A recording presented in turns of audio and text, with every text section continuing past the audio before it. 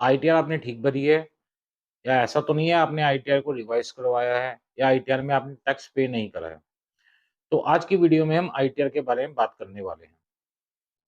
तो hello friends, welcome back to my YouTube channel. आप सबका मेरे यूट्यूब चैनल में स्वागत है। तो अगर आपको साउथ कोरिया का वीज़ा चाहिए और आप बिज़नेस करते हैं, तो आपको आईटीआर के बारे में जो मैं इन्फॉर्मेशन देने वाला हूँ, उसको आप ध्यान में रखिएगा। अगर आपके पास 3 साल की आईटीआर है और आप साउथ कोरिया का वीज़ा अप्लाई करने वाले हैं, तो उसके अंदर कम से कम जो लास्ट ईयर की आईटीआर है 23-24 की, वो टैक्सेबल होनी चाहिए। अगर आपकी आईटीआर टैक्सेबल नहीं है, तो आप 23-24 की लास्ट ईयर की आईटीआर को रिवाइज़ करवा के टैक्स पे उसमें कर दीजिए, क्योंकि यही महीना है, इसी महीने में आईटीआर जो है वो करेक्ट हो सकती हैं।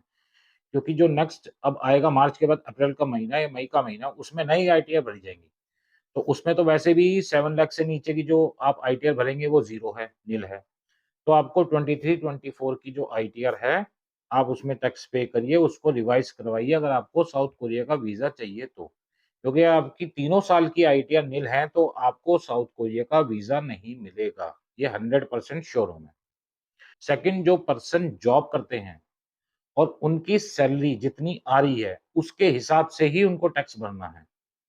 ऐसा नहीं है कि आपकी सैलरी है 25,000 रुपए, 30,000 रुपए और आप टैक्स भर रहे हैं 4,80,000 रुपए का या 4,90,000 रुपए का, क्योंकि वो आपकी इनकम के साथ मैच नहीं होती।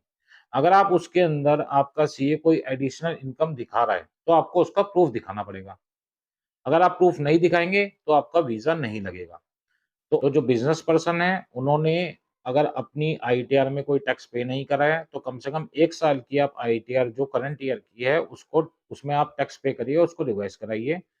और जो सर्विस करते हैं, जो जॉब करने वाले पर्सन हैं, जितनी उनकी सैलरी है, उसी के हिसाब से आपकी आईटीआर अपनी मैच करवाइए। कोई एडिशनल इनकम वगैरह आप उसमें मत दिखाइए।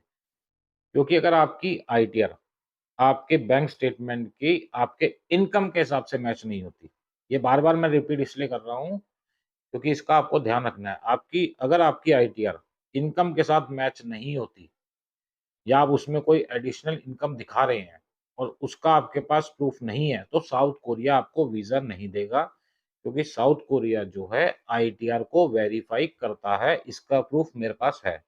ये आपको मैं किसी अलग वीडियो में इसका प्रूफ भी दिखाऊँगा। तो अपनी आईटीआर को ठीक करिए, मार्च के महीने में। यही मंथ है जिसमें आप अपनी आईटीआर ठीक कर सकते हैं।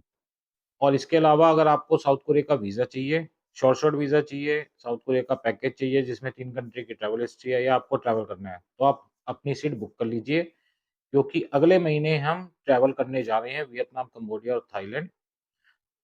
टूर की जो बुकिंग है वो इसी महीने होगी मार्च में, तभी आप हमारे साथ अप्रैल में ट्रैवल कर पाएँगे।